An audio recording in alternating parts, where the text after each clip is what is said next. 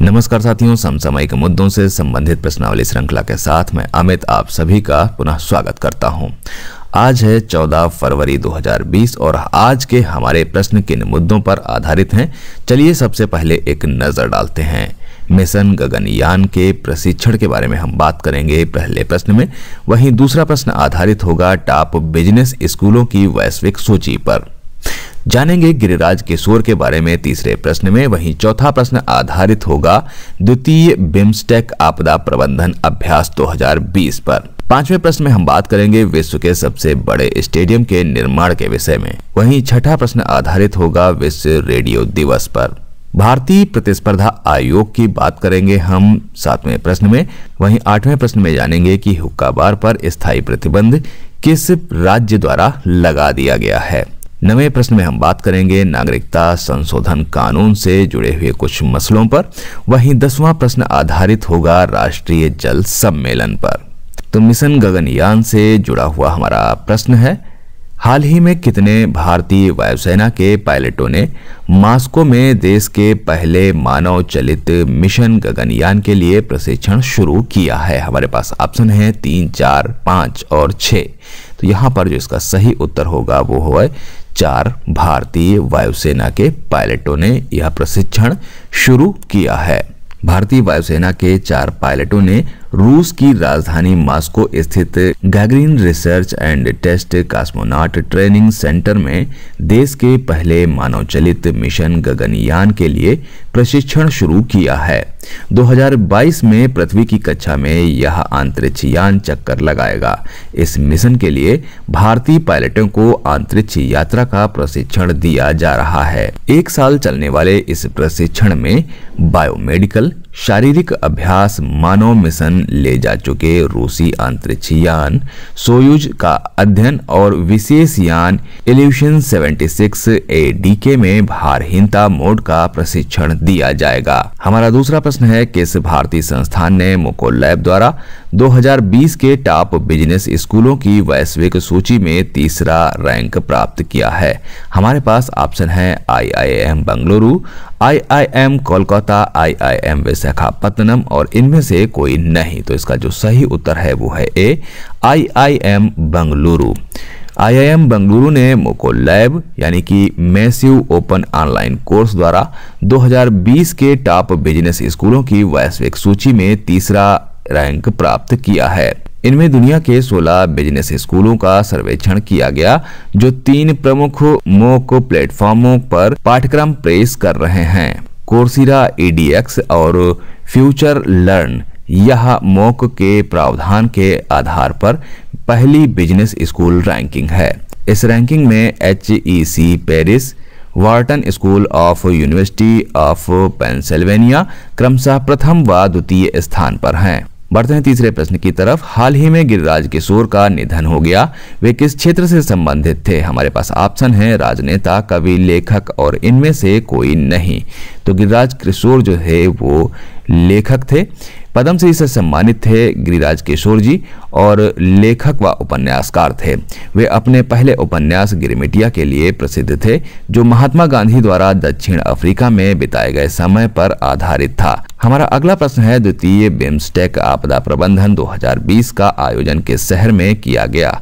हमारे पास ऑप्शन है बेंगलुरु, भुवनेश्वर, चेन्नई और कोलकाता।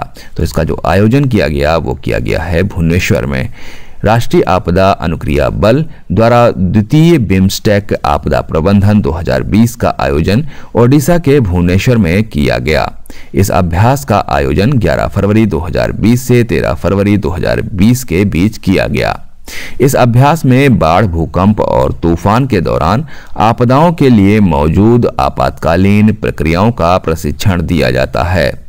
इस आयोजन की theme cultural heritage site that suffers severe damage in the earthquake and flooding or storm है। इस अभ्यास में बांग्लादेश, भारत, म्यांमार, श्रीलंका और नेपाल ने हिस्सा लिया। इस अभ्यास में 2 बिम्स्टेक देश थाईलैंड और भूटान ने हिस्सा नहीं लिया है। बिम्स्टेक दक्षिण एशिया तथा दक्षिण पूर्वी एशिया के 7 देशों का समूह है जो बंगाल की खाड़ी के निकट स्थित है। बिम्स्टेक की स्थापना की बात करें तो 6 जून 1997 को बैंकॉक घोषणा के द्वारा की गई थी। बिम्स्टेक के मुख्यालय की बात करें तो कहाँ है? यह है बांग्लादेश की राजधानी ढाका में। एनडीआरएफ आपदा के समय त्वरित क्रिया करने वाला बल है। इसकी स्थापना 2006 में आपदा प्रबंधन अधिनियम 2005 के अंतर्गत की गई थी। एनडीआरएफ के मुख्यालय की अगर हम बात करें तो नई दिल्ली में स्थित है। यह केंद्रीय गृह मंत्रालय के अंतर्गत कार्य करता है। एनडीआरएफ के लिए नीति, योजना तथा दिशा निर्देशन का निर्माण राष्ट्रीय आपदा प्रबंधन द्वारा किया जाता है। हमारा अगला प्रश्न है, विश्व के सबसे बड़े स्टेडियम का निर्माण कहाँ किया जा रहा है, जिसका डोनाल्ड ट्रंप द्वारा फरवरी 2020 के अंतिम सप्ताह में उद्घाटन किया जाएगा? हमारे पास ऑप्शन है न्यूयॉर्क, सिडनी, गुजरात और इनमें से कोई नहीं। तो इसका जो सही उत्तर है वो है गुजरात। भारत में गुजरात में स्थित मोटेरा में बन रहे सरदार पटेल क्रिकेट स्टेडियम दर्शकों की क्षमता के हिसाब से दुनिया का सबसे बड़ा क्रिकेट स्टेडियम होगा। अभी तक मेलबोर्न क्रिकेट स्टेडियम दुनिया का सबसे बड़ा क्रिकेट स्टेडियम माना जाता रहा है। ट्रंप यहां केम छो ट्रंप प्रोग्राम की मेजबानी करेंगे और मोटेरा स्टेडियम का उद्घाटन करेंगे। हमारा अगला प्रश्न है, हाल ही में विश्व रेडियो दिवस कब मनाया गया? हमारे पास ऑप्शन है 10 फरवरी, 11 फरवरी, 12 फरवरी और 13 फरवरी। तो इसका जो सही उत्तर होगा वो होगा 13 फरवरी। विश्व रेडियो दिवस जो मनाया गया है वो 13 फरवरी को मनाया गया है। इसका उद्देश्य मनोरंजन, सूचना तथा संचार माध्यम के रूप में रेडियो के महत्व को रेखांकित करना है। यूनेस्को ने 2011 में 36वीं महासभा में 13 फरवरी को विश्व रेडियो दिवस के रूप में मनाए जाने की घोषणा की थी। बाद में संयुक्त राष्ट्र महासभा द्वारा इसे अंतर्राष्ट्रीय दिवस घोषित किया गया। पहली बार विश्व रेडियो दिवस जो मनाया गया था वो 2012 में मनाया गया था। बढ़ते हैं अपने अगले प्रश्न की तरफ। भारतीय प्रतिस्पर्धा आयोग ने हाल ही में फोर्ड मोटर्स तथा किस कंपनी के बीच ज्वाइंट वेंचर को मंजूरी दी है? हमारे पास ऑप्शन है Tata Motors, hero MotoCorp, Mahindra and Mahindra और इनमें से कोई नहीं। तो इसका जो सही उत्तर है वो है महिंद्रा एंड महिंद्रा। भारतीय प्रतिस्पर्धा आयोग ने हाल ही में फोर्ड मोटर तथा महिंद्रा एंड महिंद्रा के बीच ज्वाइंट वेंचर को मंजूरी दी है। यह ज्वाइंट वेंचर फोर्ड इंडिया के वाहन कारोबार का अधिग्रहण करेगा। भारतीय प्रतिस्पर्धा आयोग एक अर्ध न्यायिक संवैधानिक संस्था है। इसकी स्थापना प्रतिस्पर्धा अधिनियम 2002 के तहत की गई थी। इसकी स्थापना की बात करें तो अक्टूबर 2003 में हुई। इसने मई 2009 में पूर्ण रूप से कार्य करना शुरू कर दिया था। वर्तमान में भारतीय प्रतिस्पर्धा आयोग के 4 सदस्य तथा 1 अध्यक्ष हैं। यह आयोग कारपोरेट मामले मंत्रालय के अधीन कार्य करता है। वर्तमान में इसके अध्यक्ष अशोक कुमार गुप्ता हैं।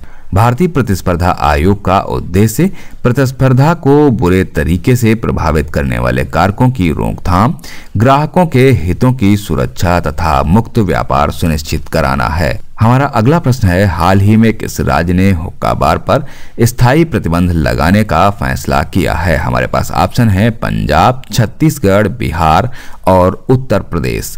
तो यहाँ पर जो इसका सही उत्तर होगा वो है छत्तीसगढ़। छत्तीसगढ़ ने हुक्का बार पर स्थायी प्रतिबंध लगाने का फैसला लिया है।